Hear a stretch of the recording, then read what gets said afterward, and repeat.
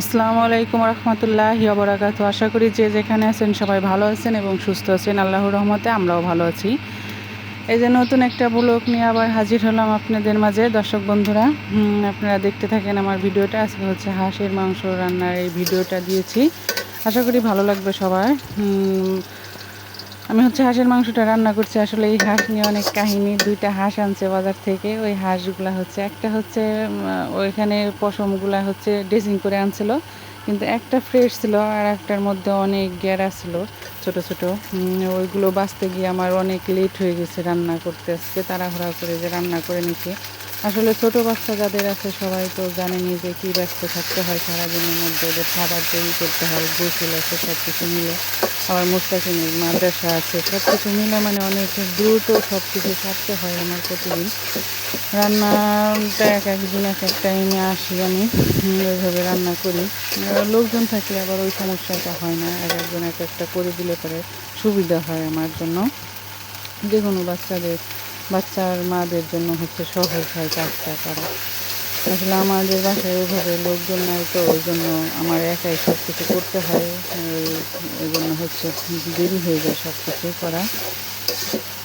এই যে এখন এই যে আমি মাংসের জন্য হচ্ছে পেঁয়াজ মরিচ দিয়ে নিচ্ছি, মশলাপাতি সব ভুনে নিচ্ছি। আর এই ভিডিওটা হচ্ছে আমি পুরাটাই দেখাইতে চাইছিলাম। আজকে নারকেল দিয়ে হচ্ছে হাঁসের মাংস রান্না করেছি, কিন্তু দুঃখের বিষয় হচ্ছে আমি এখন ক্যামেরাটা অফ করে রাখছিলাম, তখন আবার ট্রাইপডে ক্যামেরাটা ছিল, তখন এরপরে যে মশলাগুলো দিছি, মাংস দিছি, ওইটা হচ্ছে অন করার কথা ভুলেই গেছিলাম এত তাড়ার জন্য।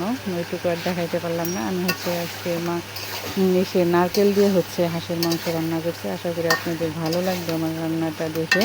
আপনারাও বাসায় ট্রাই করেন এইভাবে রান্না করার জন্য, অনেক মজা হয়, অনেক ভালো হয়েছে। সবাই বলছিল, আমার এই যে সেজো খালা শাশুড়ি আসছে, সেও খেয়ে অনেক প্রশংসা করছে। তারপরে রাত্রে হচ্ছে মামা শ্বশুর আসছিলো, আমার বোনের ছেলে আসছিলো, ভাগ্নে, ও খেয়েছে। দুপুরে হচ্ছে হাঁসের মাংস, পোলাও আর ভাত ছিল, সাদা ভাত আর হচ্ছে ডাল। আমার শাশুড়ি আবার হচ্ছে পোলাও খায় না, ওই জন্য ভাত রান্না করা হয়েছিল। আমরা রাত্রে আবার ভাত খাবো, ওই কারণে। এই যে পেঁয়াজটা হচ্ছে আমি কিছু ভেজে দিয়েছি আর হচ্ছে কাঁচা দিয়েছি। এটা আবার হাঁসের মাংসটা হলে শক্ত ছিল দেখে আমি প্রেশার কুকারে সিদ্ধ করে নিয়েছিলাম।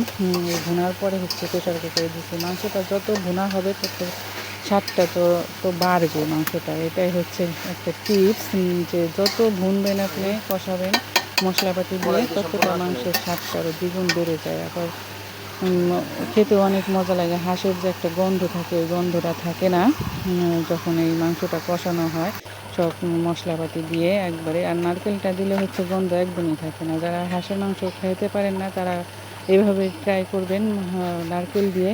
আবার অনেক টক দইও দিতে পারেন, আর লেবু দিয়ে ম্যারিনেট করে রাখলে তো আরও ভালো। তাহলে দেখবেন যে অনেক ভালো, খেতে অনেক মজা লাগছে। এখানে হচ্ছে যে পোলাওটা রান্না করে নিয়েছি আমি, এটা উপরে বেরেস্তাগুলো দিয়ে দিয়ে দিচ্ছি। আজকের মতন ভিডিওটা এখানে শেষ করছি। সবার ভালো লাগলে অবশ্যই আমার ভিডিওটা লাইক দিবেন আর আমার চ্যানেলটাকে সাবস্ক্রাইব করবেন। আজকের মতন হচ্ছে এখানে, আল্লাহ হাফেজ।